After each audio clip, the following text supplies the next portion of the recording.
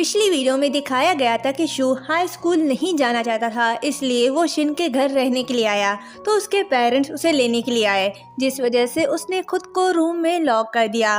Mom dad को पता चला कि शिन ने शादी कर ली। इस बात से वो नाराज़ हैं। शिन शू को समझाने जाता है तो शू उसे धक्का देकर हिमारी को अपने साथ रूम में बंद कर देता है। शू हिमारी से माफ़ी मांगता है और पूछता है कि तुम इंजर्ड तो नहीं हुई। हिमारी कहती है कि मैं ठीक हूँ। शू कहता है क्या तुम यहाँ तब तक रुक सकती हो जब तक वो शांत ना हो जाए दीदी। उसके दीदी कहने से हिमारी खुश होती है, क्योंकि पहली बार किसी ने उसे दीदी कहा। शिन दरवाज़ा खोलने और हिमारी को बाहर निकालने के लिए कहता है। जब शू उसे कोई जवाब नहीं देता तो वो मॉम से कहता है कि ये कैसा एटीट्यूड है शू का। मॉम गुस्से से उसे बैठने के लिए बोलती हैं और कहती हैं कि तुमने हमसे क्यों छुपाया, कहीं ऐसा तो नहीं तुम अपनी शादी के बारे में हमें बताना ही नहीं चाहते थे। शिन कहता है सॉरी, मैंने आपको पहले नहीं बताया, मैं बस बताने ही वाला था। हाँ, मैंने हिमारी से शादी की है।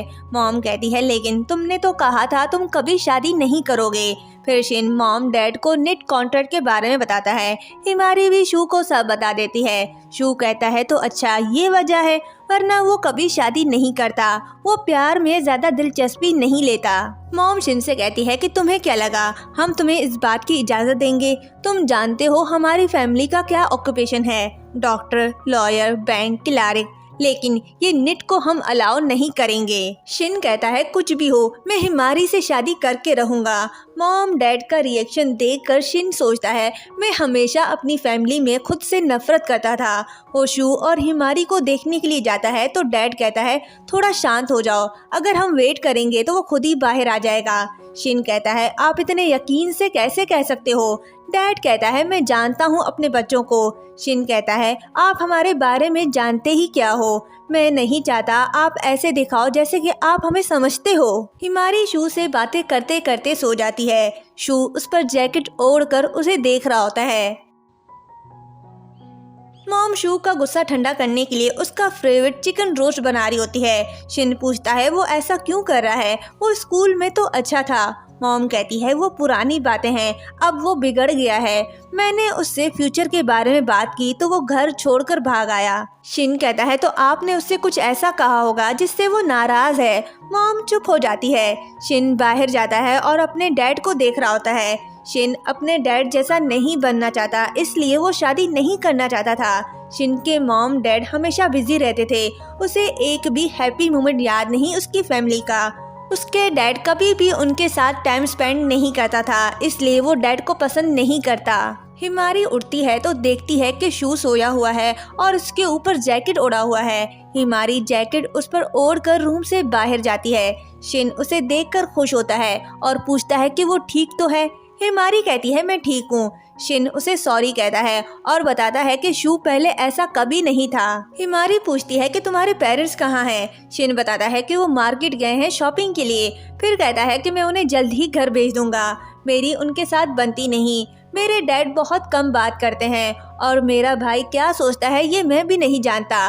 तभी मॉम डैड आते हैं। हिमारी मॉम के साथ उनकी हेल्प करने जाती है। हिमारी सासू माँ की हेल्प करने किचन आती है और उन्हें उनके नाम से बुलाती है तो मॉम कहती है तुम्हें मेरा नाम कैसे पता। हिमारी कहती है मुझे शिन ने बताया था। मॉम कहती है तुम्हारे लिए मुश्किल होगा ना मुझे मॉम कहना। तो हिमारी इमोशनल होकर बताती है कि मैंने कभी मॉम डैड कहकर नहीं बुलाया, क्योंकि मुझे मेरे दादा दादी ने पाला है। मेरी मॉम मुझे छोड़कर चली गई, मुझे उन्हें भुलाना था और मैं अब भी किसी को मॉम कहकर बुलाने से डरती हूँ। लेकिन मैं अब बहुत खुश हूँ क्योंकि मेरे पास एक नया परिवार है। हिमारी का सच जानकर मॉम भी इमोशनल हो जाती है और फिर उसका मूड ठीक करने के लिए शिन के बचपन की तस्वीरें दिखाती है। शिन अपने डैड से कहता है कि मैं आपसे कुछ पूछना चाहता हूँ। मैं हमेशा इस बारे में सोचता हूँ कि आप हमारे साथ डिनर क्यों नहीं करते थे। डैड कहता है मुझे लगा तुम कुछ इम्पोर्टेंट बात करोगे। डैड उसके सवाल का कोई जवाब नहीं देता। शिन गार्डन में होता है तो हिमारी भी वहाँ आती है। शिन अपने पेरेंट्स की वजह से उसे सॉरी कहता है तो हिमारी कहती है जितना मैंने सोचा था उससे ज़्यादा अच्छी है तुम्हारी फैमिली। तुम लकी हो कि तुम्हारे पास इतने अच्छे लोग हैं और जब से हमने साथ रहना शुरू किया है हर दिन बहुत अच्छा हो गया है। मुझे यकीन है कि तुम्हारी फैमिली बहुत अच्छी है। फैमिली की तारीफें सुनकर शिन को यकीन नहीं आता। वो कहता है कि कहीं तुम मजाक तो नहीं कर रही ना। तो हिमारी उसे तस्वीरें दिखाती है जो सासू माँ ने उसे दिखाया था। हिमारी मुस्कुराकर कहती है कि इस तस्वीर में तुम्हारी स्माइल बहुत प्यारी है। हिमारी उसे बताती है कि वो अपने डैड से बहुत प्यार करता था क्योंकि जो तस्वीरें उसके डैड ने क्लिक की हैं उन हर एक तस्वीर में वो बहुत खुश दिखाई दे रहा है। हिमारी की बातें सुनकर शिन को एहसास होता है कि वो सही कह रही है तो वो कहता है कि मैं इतने अरसे से अपने फैमिली से दूर भाग रहा था लेकिन अब ऐसा नहीं होगा। वो हिमारी से एक फेवर मांगता है। वो कहता है कि मुझे नहीं पता शू को क्या हुआ, तुम उसे मनाने में मेरी हेल्प करो। हिमारी उसकी हेल्प करती है। दोनों शू के पास जाते हैं। हिमारी शू से कहती है कि तुम कुछ दिन तक यहाँ हमारे साथ रहोगे। ये जानकर शू शॉक्ड हो जाता है। वो उसे मनाकर डिनर के लिए ले जाते हैं। शिन अपनी फैमिली को बताता है कि शू उनके साथ रहेगा। पहले तो मॉम इस बात से एग्री नहीं करती पर उनकी बातें सुनने के बाद वो मान जाती है, लेकिन डैड कहता है कि वो इस बात से डिसएग्री करता है। शिन पूछता है क्यों। डैड कहता है कि बच्चों के बिना घर सूना हो जाएगा। फिर शिन और शू से माफ़ी मांगकर कहता है कि जब तुम छोटे थे तो मेरे पास बहुत काम था। मैं बहुत ज़्यादा पैसे कमाना चाहता था ताकि मेरे बच्चे अच्छी लाइफ जी सकें, लेकिन अब मुझे पछतावा है। मुझे तुम दोनों के साथ ज़्यादा टाइम स्पेंड करना चाहिए था। फाइनली शिन डैड की बातें सुनकर उन्हें समझ जाता है। शिन के मॉम डैड वापस जा रहे होते हैं। हिमारी उन्हें मॉम डैड बुलाकर कहती है कि मैं इनकॉम्पिटेंट वाइफ हूँ। अगर आप मुझे अपनी फैमिली का हिस्सा बनाओगे तो मुझे बहुत खुशी होगी। शिन कहता है हिमारी हम ऑलरेडी तुम्हारी फैमिली हैं। हिमारी फैमिली का हिस्सा बनकर बहुत खुश होती है। शिन मसाकी को बताता है कि अब उसका भाई उनके साथ रहेगा, लेकिन हिमारी उनकी फैमिली के बारे में क्या सोचेगी वो कुछ नहीं जानता। पक्का पूछती है कि हिमारी के साथ सब ठीक चल रहा है। शिन कहता है हाँ मुझे नहीं लगता कोई प्रॉब्लम है। पक्का कहती है लेकिन ये बस एक जॉब है। मसाकी कहता है क्या ये हिमारी की वजह से चेंज होने वाला है। पक्का कहती है मैं हैरान हूँ, तुम प्यार में पड़ने से पहले एक फैमिली बन गए, इसलिए इतने समय के बाद रोमांटिक फीलिंग्स को रखना मुश्किल हो सकता है। शू वायलिन बजा रहा होता है। वायलिन की आवाज़ सुनकर हयाशी वहाँ आती है जो शू की क्लास फेलो थी।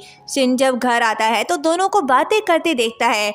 शू से बातें करके हयाशी जा रही होती है तो शिन उसके पीछे जाता है उससे बात करने। वो जानना चाहता है कि आखिर ऐसा क्या हुआ जिस वजह से शू हाई स्कूल नहीं जाना चाहता। हयाशी उसे बताती है कि स्कूल में उसे कभी किसी ने बुली नहीं किया, वो किसी से बात नहीं करता था और ना ही कोई उससे बात करता था, इसलिए वो स्कूल में अकेला रहने लग गया। शिन कहता है कि ये सच है, शू असर्टिव नहीं है। हयाशी कहती है तुम गलत हो, मेरे ख्याल में वो बहुत काइंड और बात करने में अच्छा है। वो बहुत आसानी से दोस्त बना लेता है और मैं उसकी दोस्त बनना चाहती हूँ। हिमारी को पता चला कि शू का बर्थडे आने वाला है। वो शिन से कहती है कि शू का बर्थडे सैटरडे को है, मैं उसके लिए केक बनाना और पार्टी करना चाहती हूँ जहाँ उसके और तुम्हारे दोस्त आएंगे, वो खुश होगा। शिन कहता है ये अच्छी बात है लेकिन तुम्हारे लिए मुश्किल होगा, तुम थक जाओगी। हिमारी कहती है इसकी फिक्र मत करो, मेरे पास रेसिपी बुक है, मैं ये करना चाहती हूँ। हिमारी केक बनाने की कोशिश करती है पर उससे केक नहीं बनता, कभी जल जाता है तो कभी कच्चा बनता है। वो केक की तस्वीरें शिन को भेजती है। केक बनाते बनाते फ्लोर खत्म हो जाता है। वो फ्लोर लेने शॉप गई तो देखा शिन और उसके दोस्त आ रहे हैं। उसने खुशी से शिन को बुलाया। वो भागते हुए उसके पास जा रही होती है कि तभी रोड के बीचों बीच वो घिर जाती है। सामने से बस आ रही होती है। हिमारी वहीं फ्रीज हो जाती है। शिन बस को देखकर हिमारी को बचाने के लिए उसकी तरफ भागता है और यहीं पर ये पार्ट एंड होता है।